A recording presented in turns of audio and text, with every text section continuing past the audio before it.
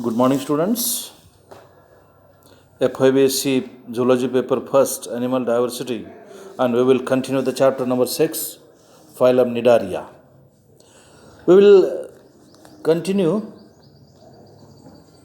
the phylum Nidaria, and today's point is the polymorphism in Hydrozoa.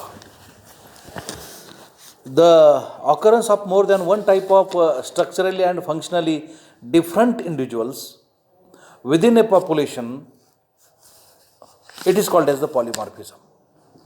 It may be defined as the phenomenon of existence of different physiological and morphological forms represented by an extensive range of variation within a single species.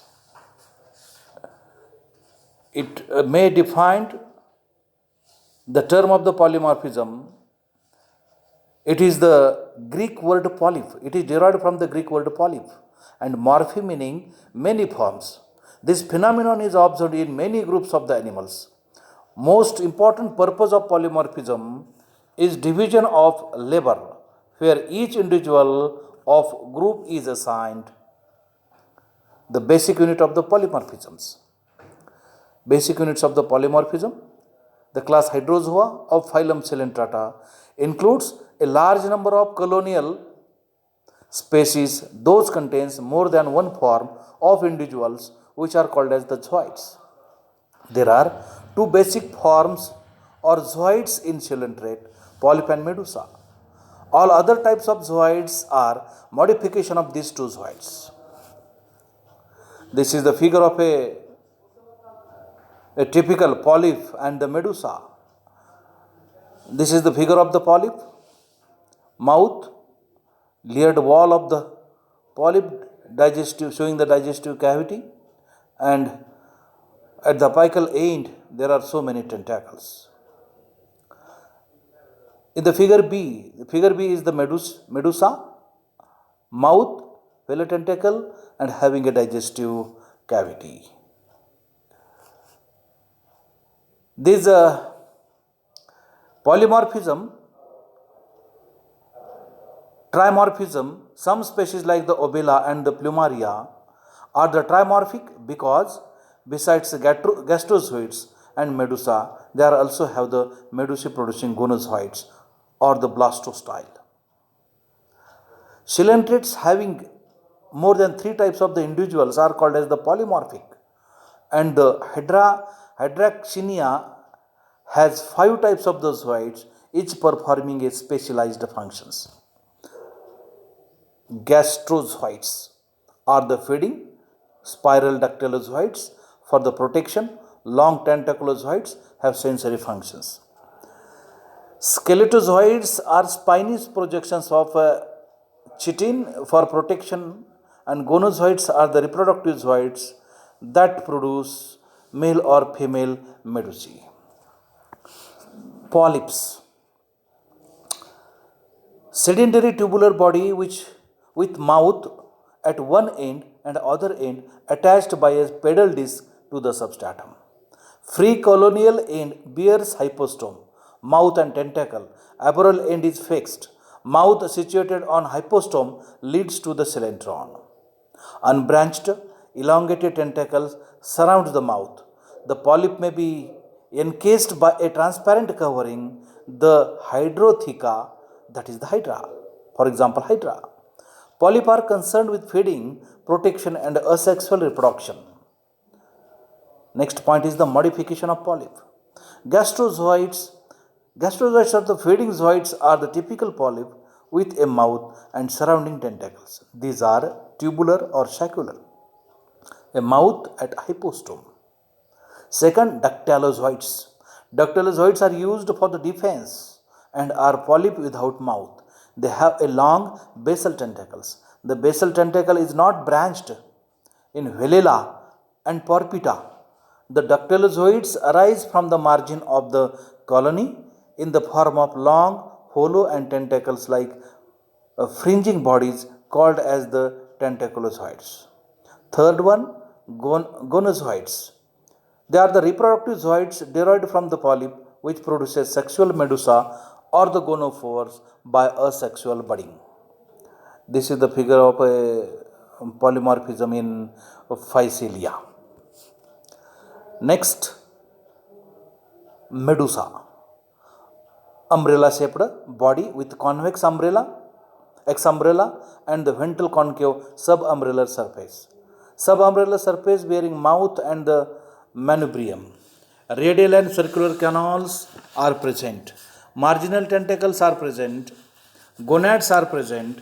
These are free swimming forms. A phylum is often present. Medusae are concerned with the sexual reproduction. The next point is the modification of medusa. Nematophores, these are gas-filled bladders which are present at one end of the colony. It helps in floating and swimming. The walls are two-layered and highly muscular. The space between the two walls is known as gastrovascular cavity. Nectophore, it is called as the nectocalyx. These are called swimming bell and are medusa modified for sexual reproduction. Mouth, manubrium, tentacles and sense organs are absent. Its shape is variable and may be bilaterally symmetrical, prismatic, elongated or flattened. This is the polymorphism in the halistema. Third one, phylozoites. These are also called hydrophilia or bract. These are leaf-like zoids stuffed with menocysts. They cover the colony and serve to protect it. Fourth one, gonophores.